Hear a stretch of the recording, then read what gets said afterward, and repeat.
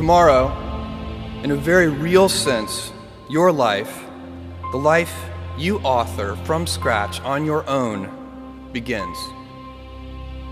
How will you use your gifts? What choices will you make?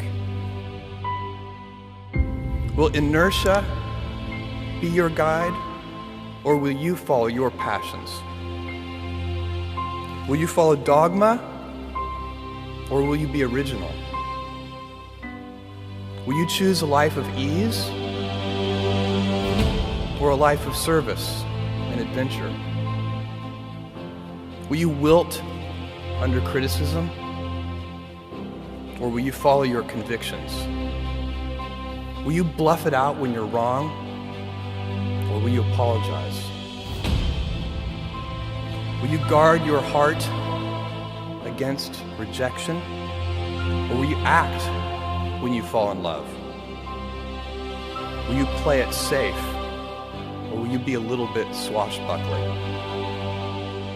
When it's tough, will you give up, or will you be relentless? Will you be a cynic, or will you be a builder? Will you be clever at the expense of others, or will you be kind?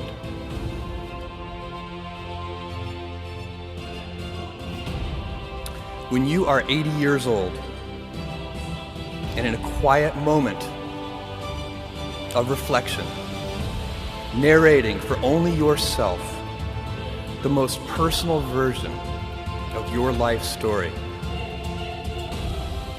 the telling that will be most compact and meaningful will be the series of choices you have made. In the end, we are our choices. Build yourself a great story.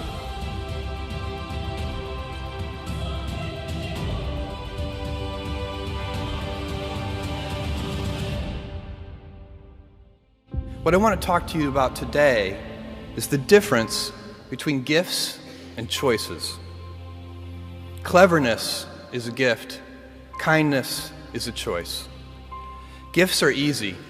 They're given after all. Choices can be hard.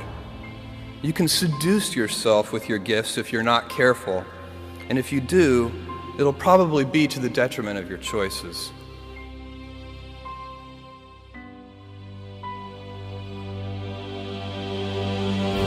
Jules Verne, Mark Twain, Galileo, Newton, all the curious from the ages would have wanted to be alive, most of all, right now.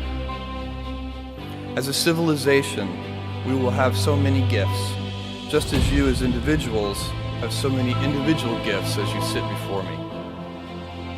How will you use these gifts? And will you take pride in your gifts or pride in your choices?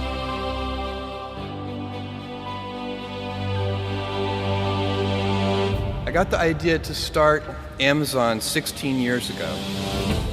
I came across the fact that web usage was growing at 2,300% per year, and I'd never seen or heard of anything that grew that fast. And the idea of building an online bookstore with millions of titles, something that simply couldn't exist in the physical world, was very exciting to me. I just turned 30 years old, and I'd been married for a year.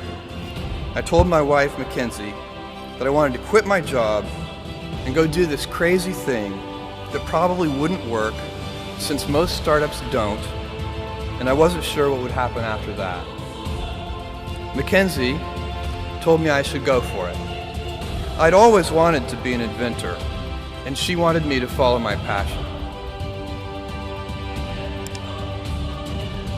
I didn't think I'd regret trying and failing, and I suspected I would always be haunted by a decision to not try at all. After much consideration, I took the less safe path to follow my passion, and I'm proud of that choice.